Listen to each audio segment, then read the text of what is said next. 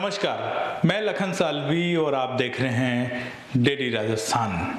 भीलवाड़ा से आ रही है महामेघ धर्म जागरण यात्रा। जरगाजी तीर्थ स्थल पर कबीर वाणी सुनाएंगे पद्मश्री प्रहलाद सिंह टिपानिया। तैयारियों में जुटे हैं जरगाजी विकास ट्रस्ट नया स्थान और जूना स्थान के कार्यकर्ता।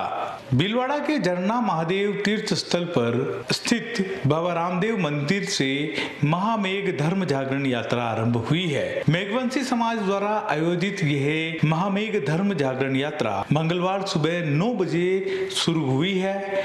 यह यात्रा विभिन्न जिलों से होते हुए 3 अप्रैल को उदयपुर जिले के सायरा ब्लॉक के गुंदाली गांव के समीप स्थित जरगाजी जूना स्थान पर संपन्न होगी। यात्रा के संयोजक देवीलाल मेघवंशी ने बताया कि यह 5 दिवसीय यात्रा है जो मेवाड़, मगरा, वोराट और मारवाड़ क्षेत्र के विभिन्न गांवों में और धार्मिक स्थलों को जोड़ते हुए सामाजिक जागरूकता, एकता, शिक्षा, परंपराओं के संरक्षण एवं सामाजिक समता के संदेश को लेकर जन जन तक पहुंचाने का कार्य करेगी। यात्रा के दौरान समाज के संतों, प्रबुद्धजनों, सामाजिक कार्यकर्ताओं और आमजन के साथ संवाद कार्यक्रम भी आयोजित किए जाएंगे। यात्रा के उद्देश्य के बारे में बताते हुए लेखक और पत्रकार भंवर मेघवंशी ने बताया कि इस यात्रा का मुख्य उद्देश्य समाज में जागरूकता फैलाना, आपसी एकता को मजबूत करना, शिक्षा के महत्व को स्थापित करना और परंपरागत सांस्कृतिक मूल्यों का संरक्षण करना है। साथ ही सामाजिक समता, श्रम सम्मान और समानता के संदेश को व्यापक स्तर पर पहुंचाना भी इसका प्रमुख लक्ष्य है। यात्रा 31 मार्च को झरना महादेव से प्रारंभ होकर भीलवाड़ा, राजसमंद, पाली और उदयपुर जिलों के लगभग 25 स्थानों और 11 प्रमुख धूनियों से होकर गुजरेगी। स्क्रीन पर यह यात्रा का रूट चार्ट है जिसमें 5 दिनों का रूट चार्ट दिखाया गया है। इस यात्रा के बीच एक विशेष आयोजन भी किया जा रहा है। यह आयोजन 2 अप्रैल की रात को होगा। दरअसल यात्रा 2 अप्रैल की शाम को उदयपुर जिले के सायरा ब्लॉक के पलासमा गांव के समीप स्थित जरगाजी नया स्थान पर पहुंचेगी। यहां जरगा विकास ट्रस्ट नया स्थान द्वारा यात्रा के स्वागत के लिए स्वागत समारोह आयोजित किया जाएगा। वहीं विशाल भजन संध्या आयोजित की जाएगी जिसमें पद्मश्री पुरस्कार से सम्मानित कबीर भजन गायक मध्य प्रदेश के प्रहलाद सिंह टिपानिया अपनी टीम के साथ कबीर भजन सुनाएंगे। इस कार्यक्रम को भव्य बनाने के लिए जरगाजी विकास ट्रस्ट और मेघवाल समाज के लोग जो है जोश के साथ तैयारियों में जुटे हुए हैं। 3 अप्रैल को सुबह ये यात्रा नया स्थान से रवाना होकर कुंभलगढ़ क्षेत्र की विभिन्न धुनियों पर होते हुए गुंदाली के पास स्थित जरगाजी जूना स्थान पर पहुंचेगी, जहां सभी यात्री जरगाजी के दर्शन करेंगे और इस स्थान के बारे में जानकारियां लेंगे। हालांकि यहां ट्रस्ट के द्वारा पूर्व घोषित कार्यक्रम जारी रहेगा। गत वर्ष इस मंदिर की प्राण प्रतिष्ठा की गई थी। 3 अप्रैल को पाटोत्सव का आयोजन होगा जिसमें भजन संध्या आयोजित की जाएगी। भजन गायक मनीष परिहार सहित कई कलाकारों द्वारा भजनों की प्रस्तुतियां दी जाएगी। कार्यक्रम में मेघवाल समाज के कई नेताओं सहित क्षेत्र के कई जनप्रतिनिधियों को आमंत्रित किया गया है। आपको बता दूं कि जरगाजी के नाम से 2 तीर्थ स्थल है। एक स्थान गुंदाली गांव के समीप स्थित है जिसे जरगाजी का जूना स्थान कहा जाता है। यहाँ के विकास के लिए ट्रस्ट बना हुआ है। बांसलिया गांव के किशन मेघवाल इस ट्रस्ट के अध्यक्ष है। वहीं दूसरा स्थान पलासमा गांव के समीप स्थित है जिसे नया स्थान कहते हैं। पुनावली गांव के गुलाब मेघवाल इस ट्रस्ट के अध्यक्ष है। दरअसल गुंदाली के पास जो स्थान है यहाँ पर जरगाजी ने तप किया था। यहीं पर अलकधनी ने जरगाजी को दर्शन दिए थे और पर्चा दिया था। वहीं पलासमा की ओर वाले स्थान पर जरगाजी ने जीवित समाधि ली थी। दोनों स्थानों के बीच में बहुत ऊंचा पर्वत है जिसे राजस्थान का 4था सर्वाधिक ऊंचा पहाड़ माना जाता है। अगर आप जरगाजी के बारे में अधिक जानना चाहते हैं तो इस वीडियो में बने रहे। अब बात करते हैं जरगाजी की। संत जरगाजी का जन्म राजस्थान के उदयपुर जिले के सायरा क्षेत्र के गायफल गांव के श्री जोग रिख जी, जिनकी गोत्र वागोना थी, वे उनकी माता का नाम रंगीबाई मेघवाल था। तो उनके यहाँ पर सन 93 मतलब ज्येष्ठ सुदी बीज शनिवार को उनका जन्म हुआ था। वे बाल्यकाल से आध्यात्मिक प्रवृत्ति के थे। उनका विवाह राजसमंद के काकरवा की हिमीबाई के साथ में तय हुआ था। उनके विवाह के लिए उनकी बारात राजसमंद के काकरवा गई थी। वहां जरगा जी ने विवाह करने की बजाय अपनी होने वाली बहू हिमीबाई को अपनी धर्म बहन बना लिया। फाल्गुन बदी 14 सोमवार को नरवर के जंगल में गुंदाली की तरफ का ये मामला है। वहां से आते समय अलग धनी सामने मिल गए और बोले, जरगा मारा घोड़ा ने पकड़, मैं थोड़ी देर में आता हूँ। अलग धनी अपना घोड़ा जरगा जी को पकड़ा कर चले गए और जरगा जी घोड़े को पकड़कर खड़े रहे। 12 बरस बाद अलग धनी वहां वापस आए। उन्होंने देखा कि जरगा जी उनके घोड़े को पकड़कर खड़े हुए हैं। ये देखकर वो जरगा जी से खुश हुए और उनसे वरदान मांगने को कहा। तब जरगा जी ने कहा कि धोप धनियोरी और नाम जरगारो, मतलब यह धाम अलग धनी की रहे और नाम जरगा का रहे, मतलब ये जगह जरगा जी के नाम से रहे।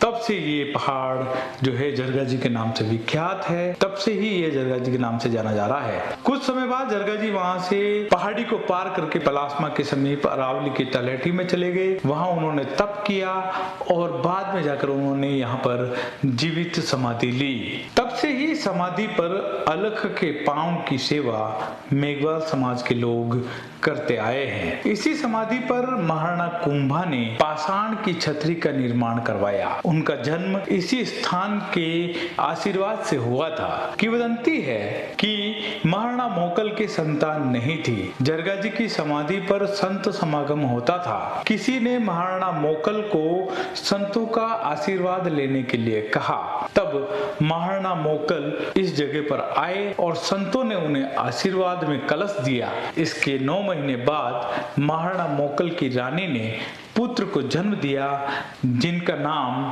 कुंभा रखा गया, जो आगे जाकर महाराणा कुंभा हुए।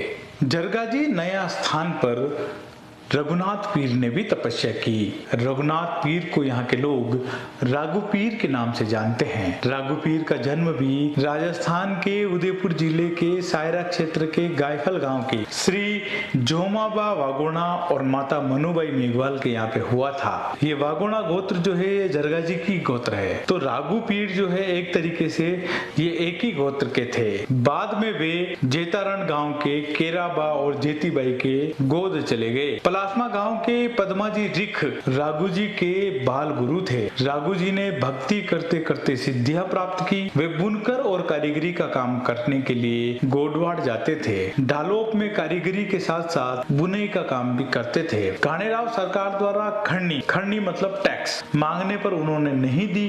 तब क्रोधित होकर दीवान ढालोप की ओर रवाना हुआ। इसकी जानकारी राघु पीर को मिली। उस समय राघु पीर एक दीवार की चिनाई का काम कर रहे थे। उनको पता चला कि दीवान इस ओर आ रहे हैं, तो उन्होंने दीवार से ही कहा कि वो उनको अगुवाई के लिए दीवान की ओर ले चले।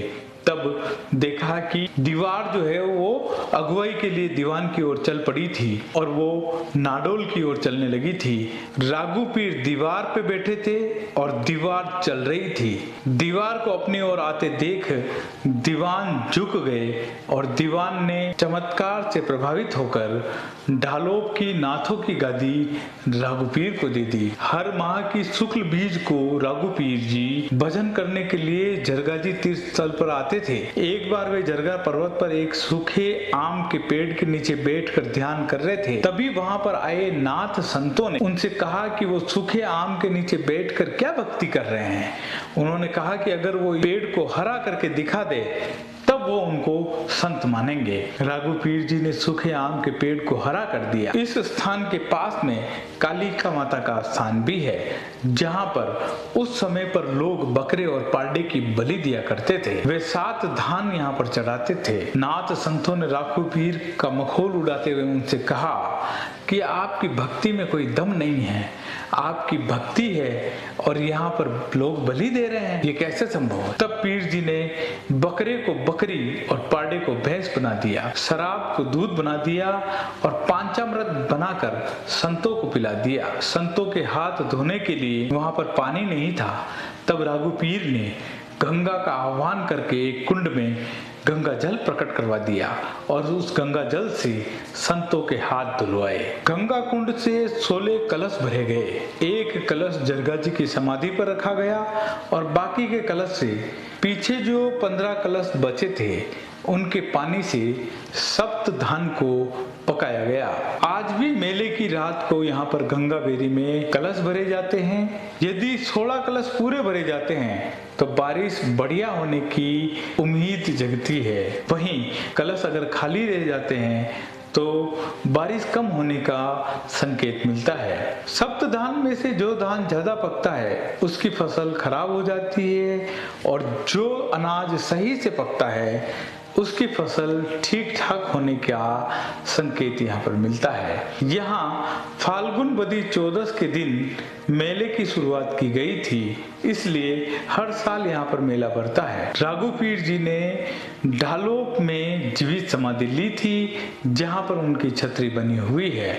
जिस आम के पेड़ को राघुपीर ने हरा किया था वो पेड़ संवत 2008 में गिर गया, जहां पर वैशाख शुद्ध सप्तमी बुधवार संवत 2012 को राघुपीर जी की छतरी बनवाई गई, जिसमें डालोप से आने वाली सेवा भी हर साल जो है मेले के दौरान यहाँ पर विराजित होती है। तो ये थी जरगा जी और राघुपीर जी की कहानी। ये थी यहाँ के आयोजन के बारे में जानकारी। महामेघ धर्म जागरण यात्रा के बारे में इसमें बताया गया। अगर आप इनसे जुड़ी हुई चीजें लगातार पाना चाहते हैं तो इस चैनल को सब्सक्राइब करें और इस वीडियो को लाइक करें। वीडियो पर कमेंट करें कि आप ये वीडियो कहाँ से देख रहे हैं। कम से कम पता तो चले कि आप कहाँ से इस वीडियो को देख रहे हैं।